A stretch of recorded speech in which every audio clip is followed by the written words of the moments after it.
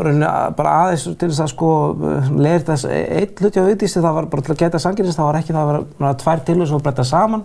Þetta var þetta til að meirihluta sem Sjálfstæðisflokkurinn sé að koma með ákveðna breytingartillögur við okkur þóttu góðar og Píratar voru það með þessu orðfengilsháttur. En niðurstaðan klár. Gott og vel.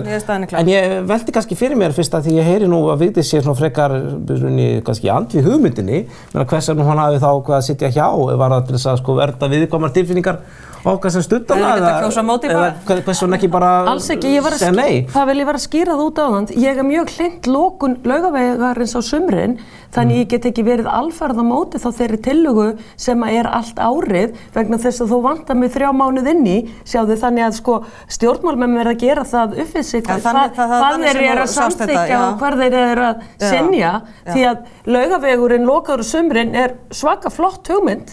Svaka flott hugmynd og ég styð það, en ekkert meira. Það segir sér náttúrulega sjálft að það auðveldara að ganga hérna á sumrin og ganga þá bara í búðirnar.